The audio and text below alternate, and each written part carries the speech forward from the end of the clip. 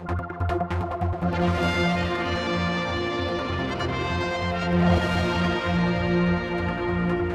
hello, if you're new to this channel. I usually cover Isle of Man events, but today I was hoping that the Voyager Seven Seas was meant to be behind us for this item.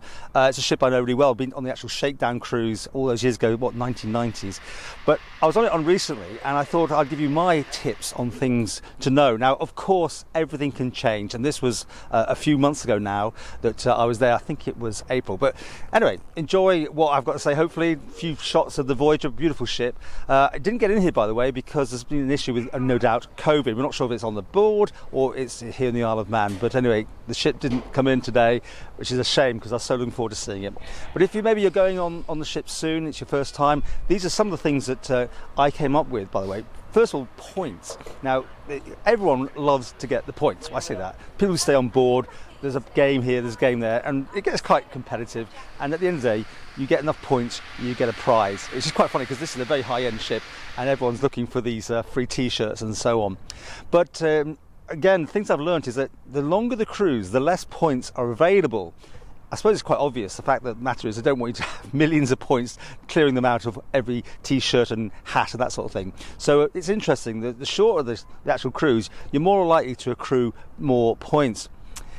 Tipping is when I was talking to the staff. Now, Voyager and also the Seven Seas group, of course, it's all inclusive. That's the one thing they make big and clear, that you just tip in your price of the thing. Now, that isn't, in a sense, going to go to everyone. Now, I know that's what they say, but talking to some of the crew, it doesn't quite work that way. And I can't tell you the ins and outs of it. And again, this may be changing. But so maybe if you do have someone that you really, really like and you want to give them something, maybe you should. Up to now, I haven't done that. But I learnt from what this person told me on board that maybe if you feel the need, tip.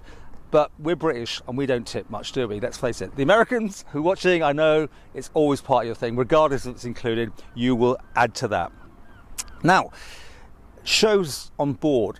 There's usually 4 big production shows booked. And this was interesting because I've done weeks before, just a 7-day cruise. And this one I did last was a 10-day. And what was interesting was you only still got the 4 big shows. So again, the things have to be spaced out. You don't get more because you're on the ship for longer. So take that into account. When you book, you can go for doing your own travel with air, or you can go and let them do it for you. I went for the discount last time of £400. And do you know what, honestly, I think it would be better to let them do it because there was hassles, and with still living with the COVID situation, you're going to have maybe changes at last minute. So I think overall, the £400 extra for the flights, it may seem a lot on paper because you don't get like luxury travels half the time. You can get some very budget airlines, but you're in their hands. I think that's probably the best way of putting it. Once you're on that at the airport for that first plane trip, if anything goes wrong, they will sort it out. And if you do decide to do it yourself, then it's down to you to get there. And it costs a fortune. We lost a flight out of Gatwick to going to Rome, and then we had to do another last minute, and it cost £600-700, where we'd booked the original one for like £30. And I suppose that would have been sorted if we'd gone for the cheaper, the other option. Laundry was interesting because I've not got that many sort of nights and points, that sort of thing, and laundry was definitely a perk. But when I was on, again, it was a few months ago now, we found out last minute, near the end, that all the laundry was being done for everybody. Now that was a fantastic perk. The way they did it, absolutely beautiful. It comes back all in these little boxes, and if nothing else, you can go home with a completely clean set of clothes from your holiday.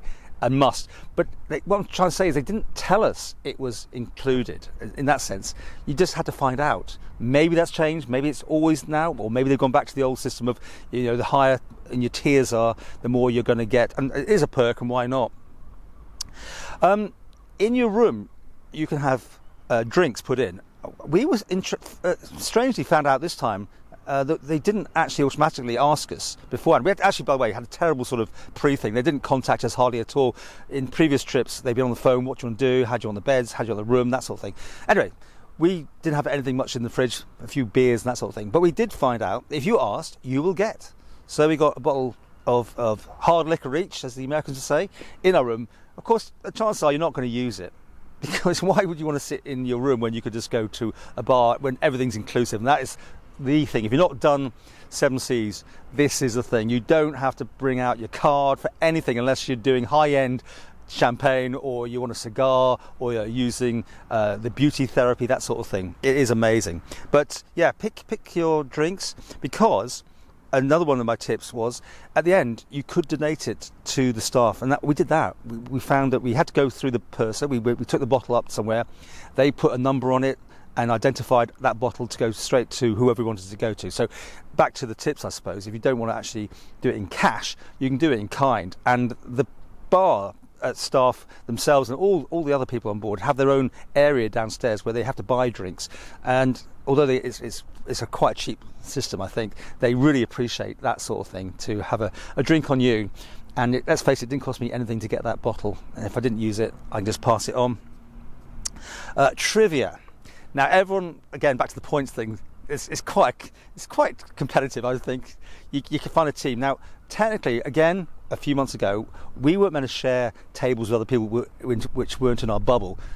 We got past that, so we did. We had a great team of 6. We did quite well. But the thing is, in previous, when you do the trivia, you'd pass your paper over to another table for marking. So, when we were on, they didn't. You marked your own.